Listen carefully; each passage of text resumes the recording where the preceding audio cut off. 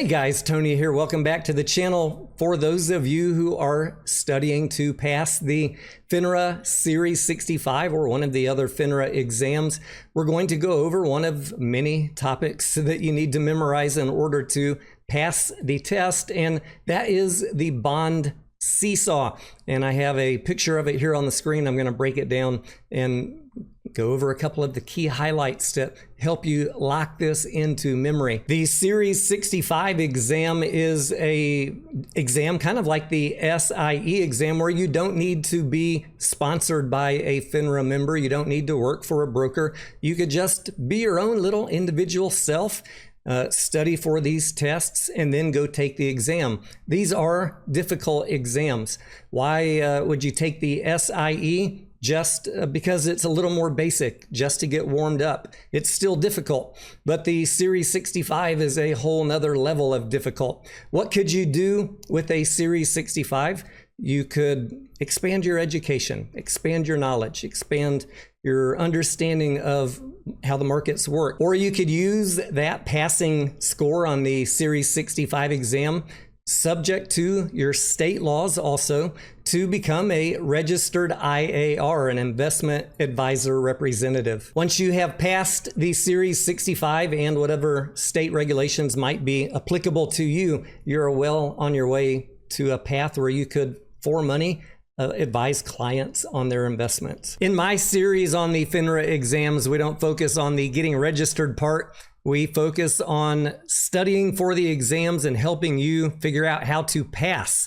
And the best thing that I can recommend to you is get a tool to help you pass. And Achievable, I have here up on the screen, is a company that I highly recommend. There is a link down in the video description if you want to check Achievable out. One of the absolute best in terms of the amount of information that they have available to teach you, the online manual, infinite number of quizzes and practice exams.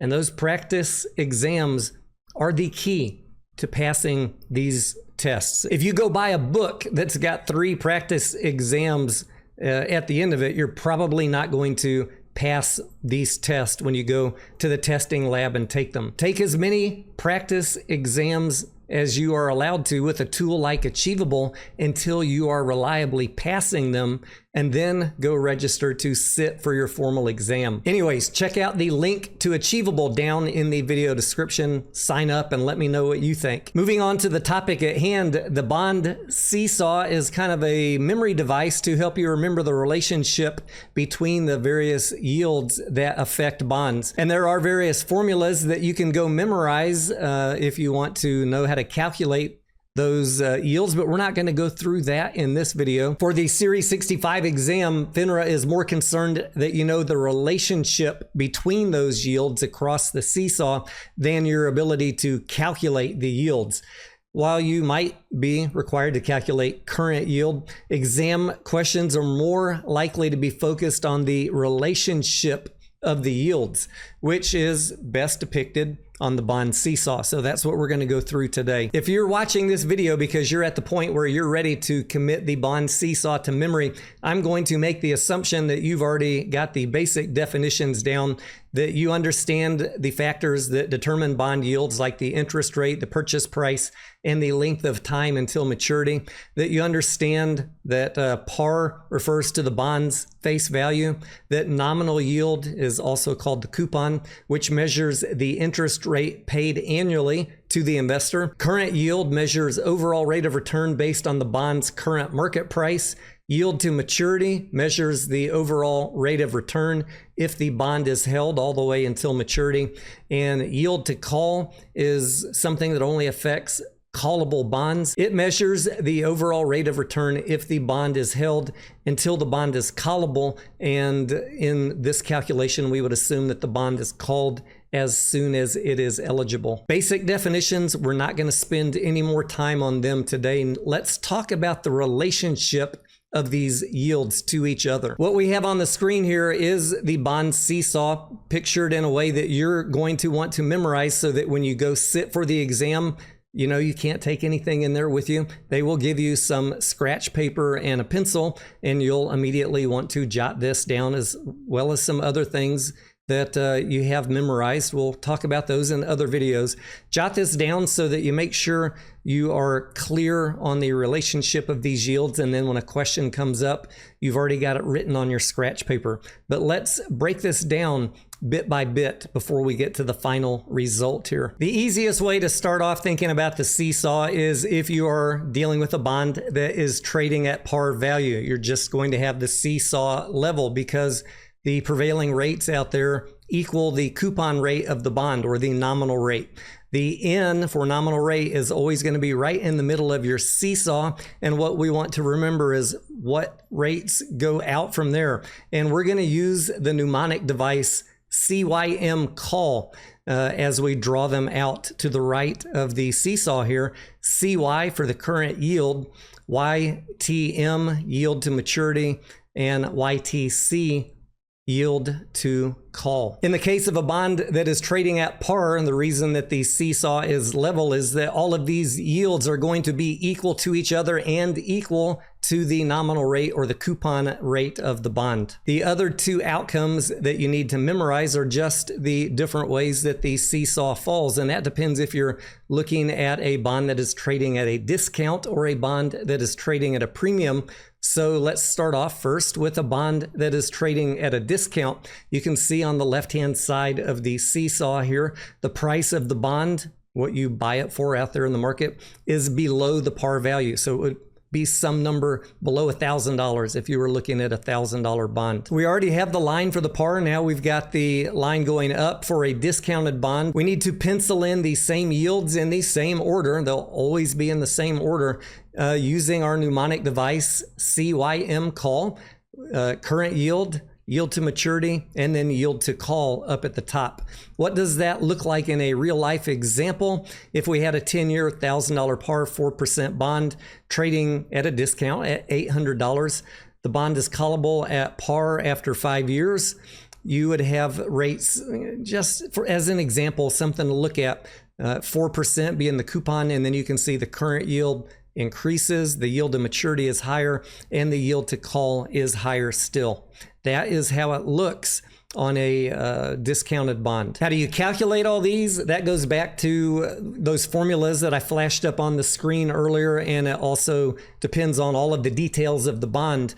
That is not the topic of this video. The topic of this video is memorizing the bond seesaw and which yield is lower than the other ones. What is the order that they go in? The final leg to draw on your seesaw would be if we are dealing with a bond that is trading at a premium. And again, using the CYM call mnemonic, you're going to pencil in your yields in the same order: CY, then YTM, then YTC at the far end of the seesaw. Remember, a premium bond is a bond where the price of the bond out there in the market is higher than the stated par value of the bond. In this case, as you can see, the way the seesaw is tilted down, all of these different yields would be lower than the stated nominal rate, or the coupon rate of the bond. Real life example, just to put some numbers, kind of maybe help this sink in. Don't memorize the numbers, just remember the letters. But just a real life example here. If we had a 10-year $1,000 par 4% bond trading at a premium to par, 1,100 versus par value of 1,000, the bond is callable in this case at par after 5 years. We have the 4% nominal rate in the middle, as usual, the coupon rate of the bond.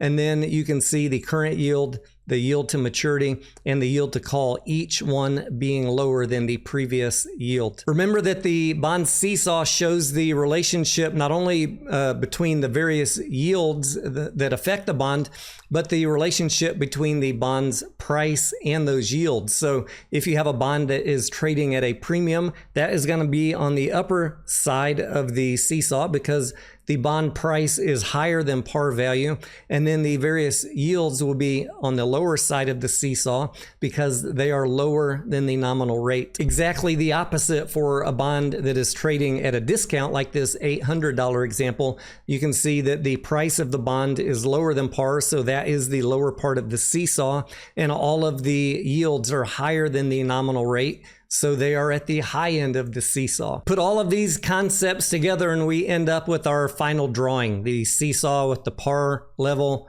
the premium bond, and the discounted bond, and then just use your CYM call mnemonic to write out the CY, the YTM, and the YTC, the current yield, the yield to maturity, and the yield to call, so that you can keep the relationship of each one of those to each other straight in your mind. Write that on your scratch paper when you sit down before you start taking your exam, and that you're going to have it memorized, but you want to get all of the things that are important on your scratch paper before you start taking the exam. And remember, FINRA is going to be more interested in testing your knowledge of the relationship of these yields to each other than specifically asking if you know how to calculate each one of them.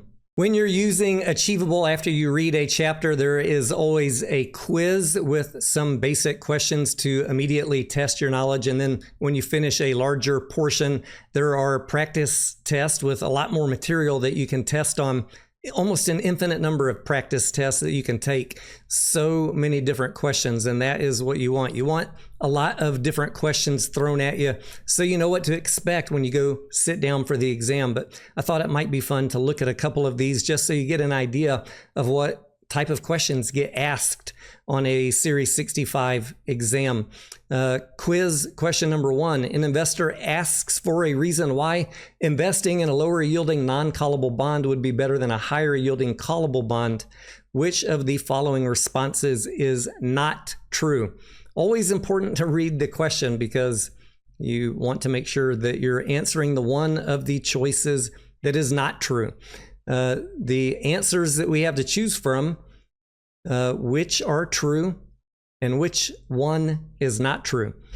The non-callable bond will rise more in value when interest rates fall.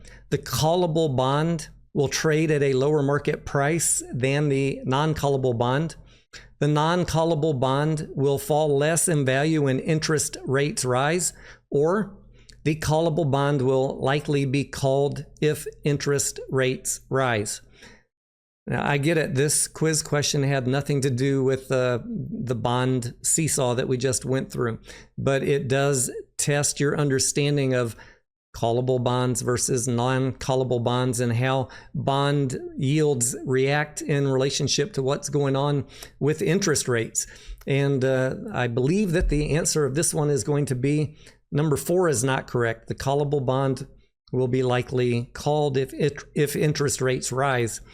Issuers want to call bonds if interest rates fall so that they can then reissue those bonds at a lower rate, which saves them money. So let's select that answer and see what it says. Yes, that is correct. Moving on to question number 2. This one looks a little bit more like what we just went through with the bond seesaw. We've got a $1,000 par 22-year 8.9% bond, 8.9 being the nominal rate, the coupon, which is callable at par in 5 years. It's trading in the market at a 8-point premium. So we have a premium bond trading at $1,080 versus the par value of $1,000. So we need to think of that seesaw where the price of the bond is up on the top and all of the yields are down lower than the nominal rate. Which of the following statements must be true? Yield to call must be lower than 8.9%. Current yield must be higher than 8.9%. Yield to maturity must be higher than 8.9%. Or nominal yield must be lower than 8.9%. The only one of these that could possibly be correct is that the yield to call must be lower than the coupon rate because of the seesaw. Premium bond, price higher, all of the yields lower than the nominal rate. So we are going to select that one. And yes, that is the correct answer. And the bond seesaw helped us answer this question. Question number 3, and then we're going to stop for this video, even though there's 7 on the quiz. I just want you to get a flavor of what you can expect with Achievable, or when you're sitting down to take the Series 65 exam. Question number 3 says, from lowest to highest, what are the order of the yields for a bond purchased at 83?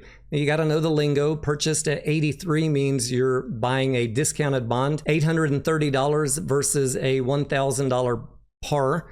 So we need to think of the opposite seesaw of what we just looked at with the previous question, but the seesaw doesn't even really matter because it's just asking us the order of the yields. And remember, we have that mnemonic device, CYM call.